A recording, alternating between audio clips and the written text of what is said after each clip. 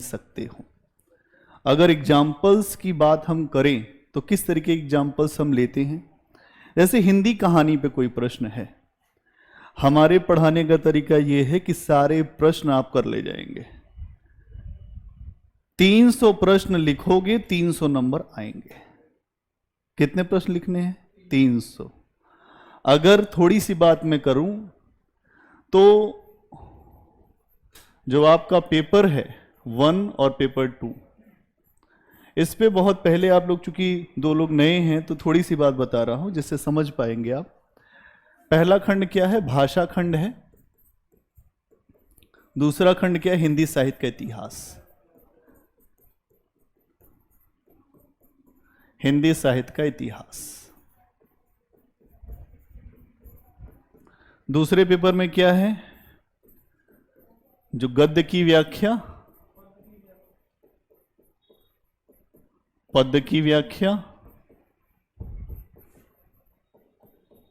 और प्रश्न, यही है पूरा सिलेबस। भाषा विज्ञान में 11 से 12 टॉपिक है। 11 से 12। हर टॉपिक से अगर 3 क्वेश्चन कर लें तो लगभग 33, मैं कहता हूं 40 क्वेश्चन। 40 क्वेश्चन। और लगभग हिंदी साहित्य के इतिहास से 60 क्वेश्चन। क्वेश्चन कैसे लिखने हैं ये आपको तरीका क्लास करते करते धीरे धीरे पता चलेगा। एक दिन हमने ये रखा है कि जिस दिन आपका टेस्ट होगा, मंडे टू फ्राइडे क्लास रहेगी, सैटरडे को टेस्ट होता है, और संडे को यहाँ पे जो करंट अफेयर्स की क्लास रखी जाएगी जिसमें आप आके अपना टेस्ट दीजिए और पूरा समझिए करंट अफेयर्स। वे धीरे धीरे वो सारी चीजें प्रोसेस में आ रही हैं। तो अगर ये भाषा खंड को देखो तो भाषा खंड बिल्कुल मैथ की तरह से नंबर देता है। कैसे हम 300 नंबर की बात कर रहे हैं इसको समझना जरूरी है। भाषा खंड 125 नंबर का, 125 नंबर का, ये 250 नंबर का एक पेपर होता है, ठीक है। और अगर हम 125 में से यहां 80 से 90 नंबर के बीच में ला सकते हैं बहुत आराम से, भाषा वाले से रटना है। पाली, प्राकृत, अपभ्रंश, अवभट, पुरानी हिंदी में क्या विशेषता है, कहां क्या परिवर्तन है, एक डायग्राम बना देंगे, उसी से ही तुम समझ जाओगे। बस उसमें कुछ करना नहीं है, दिमाग नहीं लगाना है, उसको चेंज को देख लेना है, कहां कहां क्या हो रहा है, कहां भाषा अवधि में क्या आ रहा है, ब्रज भाषा में क्या आ रहा है, ठीक है। तो कहां क्या परिवर्तन, अगर आपने उसको समझ लिया तो बहुत शानदार लिखेंगे। दूसरा, हिंदी साहित्य का इतिहास। इसमें साहित्य का डेवलपमेंट कैसे हुआ, कौन कौन सी प्रवृत्तियां हैं, है ना। आदिकाल क्या है, भक्ति काल क्या है, रीति काल क्या है, कैसे चीजें डेवलप हुई हैं, कौन कौन से कवि हैं, किसने क्या कहा है, ये चीज है।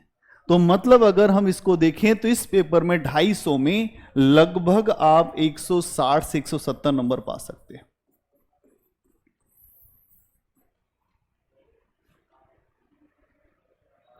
बस तरीका क्या है, लिखने का अभ्यास खूब करना है। और जब अभ्यास हमारा बढ़ जाएगा तो कोई प्रश्न पूछे, मान लो कि हिंदी की पहली कहानी का प्रश्न है कि हिंदी की पहली कहानी को लेकर क्या विवाद है, या हिंदी की पहली कहानी किसे माना जा सकता है, टिप्पणी करें।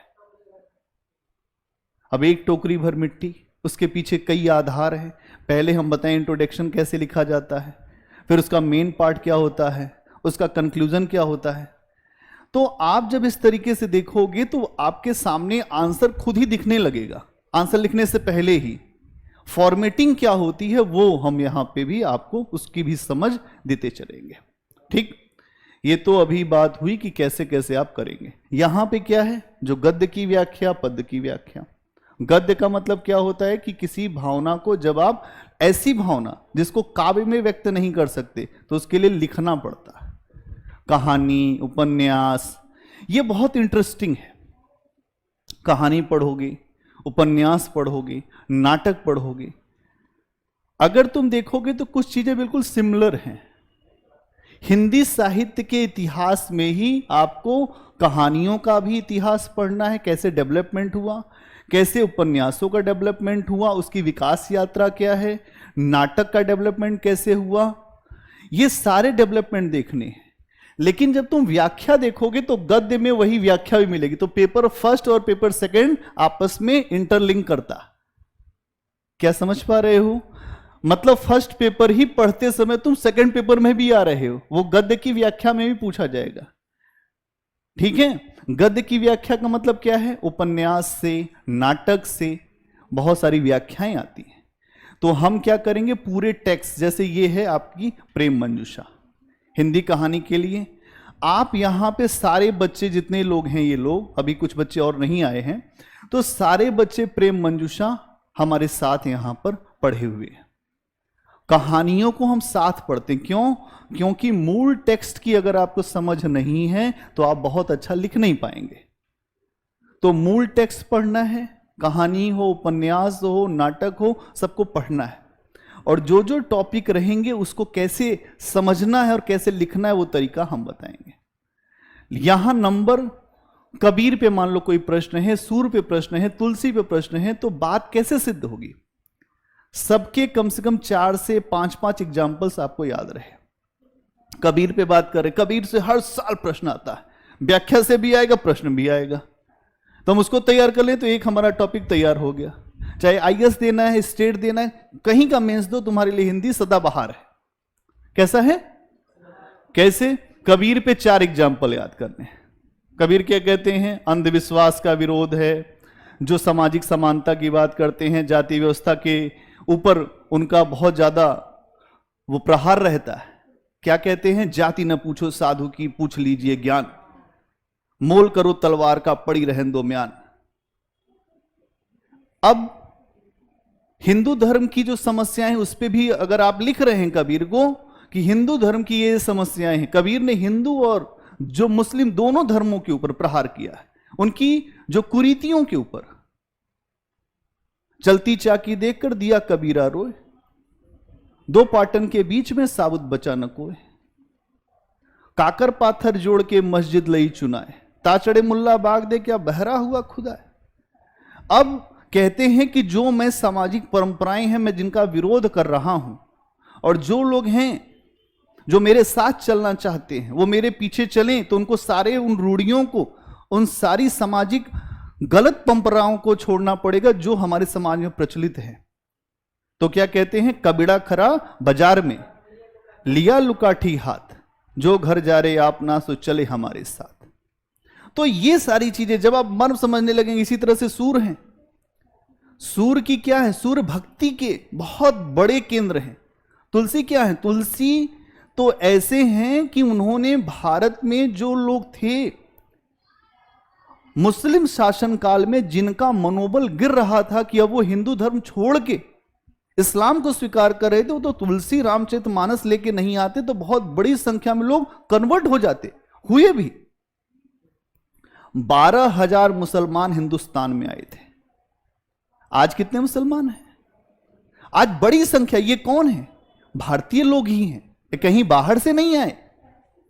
तो धर्म की गलत व्याख्याएं, तो तुलसीदास जी इसीलिए जन कवि माने जाते हैं। रामचरितमानस अशिक्षित व्यक्ति भी पढ़ लेता जोड़ जाड़ के। ठीक है, क्या कहते हैं तुलसीदास जी? अगुण ही सगुण ही नहीं कछु भेदा। सगुण ईश्वर और निर्गुण ईश्वर में कोई भेद नहीं है। कबीर क्या कहते हैं? जाति हमारा ब्रह्म है, जो जाति है वो हमारी ब्रह्म है। तलफे बिनु बालम मोर जिया, दिन नहीं चैन रात नहीं निंदिया, तलफ तलफ के भोर किया। कबीर ऐसे ही नहीं है, दुनिया में ऐसे व्यक्ति हैं जो पढ़े लिखे नहीं हैं लेकिन सबसे ज्यादा रिसर्च उन पे हो रही है।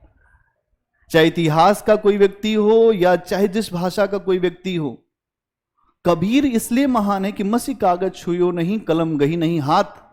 कबीर ने उसके बाद भी तीनों लोक का महात्म सबके सामने रख दिया। तो हिंदी विषय थोड़ा सा एग्जाम्पल आपको याद हो गया तो ये विषय आपको आपकी मंजिल तक पहुंचा के छोड़ेगा। ये टैक्सी है। ऑप्शनल का वेटेज अगर आप देखो तो 500 नंबर का आपके एग्जाम में तो आपका ऑप्शनल होता है, लगभग 30% के अराउंड इसका वेटेज है। जीएस में कोई फिक्स नहीं है तुम कितने नंबर लाओगे। 1000 में अगर आप 400 प्लस नंबर लेकर आ रहे हो तो ये इसका मतलब इट मींस दैट कि आप ठीक कर रहे हो।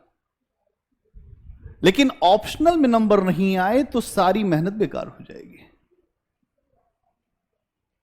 ऑप्शनल नंबर कैसे आएंगे? तरीका मेरे पास है, तुमको वो काम करना है। एग्जाम्पल्स मैं बोलूं उसको नोट करो। मेरी हर बात तुम्हारे लिए महत्वपूर्ण होगी। अगर तुम चाहते हो सफल होना तो तुम्हें लगना पड़ेगा। इसी तरह से हिंदी कहानियों में जब हम चर्चा करेंगे, उपन्यासों में जब चर्चा कर रहे हैं, अभी उपन्यास पे आए नहीं, अभी केवल इंट्रोडक्शन की कौन से तत्व होते। कहानी में 6 तत्व कौन कौन से? 6 तत्व जल्दी जल्दी बताओ। देखिए, रट जाना चाहिए। उपन्यास में 6 तत्व, वही सेम नाटक में एक बढ़ जाएगा, अभिनेता। अभिनय करने की, अगर नाटक अभिनेता नहीं दे रहा तो नाटक है ही नहीं। ये 3 चीजें जो हैं वो उसी पे आपको नंबर भी इसी पे खूब मिल रहा है। 4 उपन्यास, ठीक, नाटक और कहानियां, एक दुनिया समानांतर और प्रेम मंजूषा। पढ़ के उसको रोज एक बार सुबह में तुम्हें देखना पड़ेगा। अभी हम लोग उपन्यासों पे चर्चा कर रहे हैं कि उपन्यास में क्या क्या अभी